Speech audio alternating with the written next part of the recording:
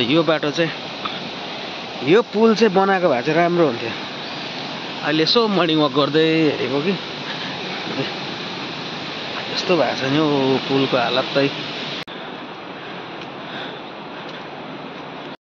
Hello good morning guys. आज चाहिँ हामी म र मेरो मिसेस मर्निङ वक गर्दैछौँ है।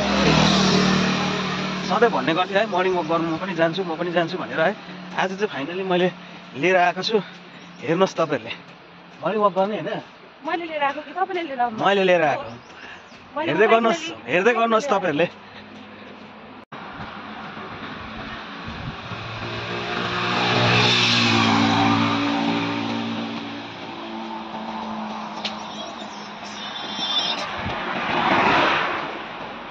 अहिले चाहिँ हामी मर्निङ वक गर्दै गर्दै यहाँ आइपुग्यौँ हो। यो पहिलाको झोलुङ्गे पुल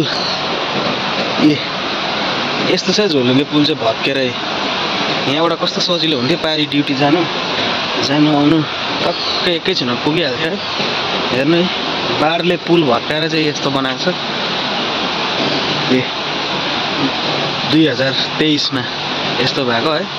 यो पुल बनाइदियो भने चाहिँ एकदम राम्रो हुने थियो पारी जानुको लागि हो। अन्त हेर्न सक्नुहुन्छ तपाईँले यहाँ सिँढी पनि दामी छ। बाटो चाहिँ राम्रै छ अहिले पनि हो। पुल चाहिँ भत्क्यो अहिले उताबाट घुमेर जान्छ सबैजना है। त यो बाटो चाहिँ यो पुल चाहिँ बनाएको भए चाहिँ राम्रो हुन्थ्यो। अहिले यसो मर्निङ वक गर्दै हेरेको कि यस्तो भएको छ नि यो पुलको हालत चाहिँ। हेर्नुहोस् है तपाईँहरूले यो पारी उता झोलुङ्गे जाने यता बाहेक होला है। यहाँबाट सर्टकट थियो समरदुङहरू जानु सजिलो थियो। हेर्नुहोस् लु अब हामी यहाँबाट फर्क्यौँ ल। लु हेर्दै गर्नुहोस्। अब हामी जानेछौँ यहाँबाट उकालो सिँढी। लु अब म त कुद्छु यो सिँढीमा छिटो।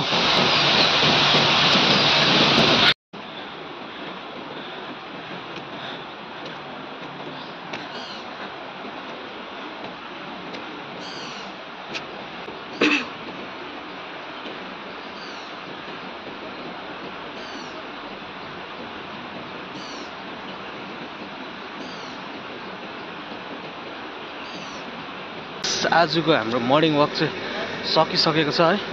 तपाईँहरूले देख्न सक्नुहुन्छ हामी दुईजना मर्निङ वक गऱ्यौँ आज। अब भोलि पनि गर्नेछौँ। तपाईँहरूलाई म देखाउने छु हेर्दै गर्नुहोस्। Thanks for watching.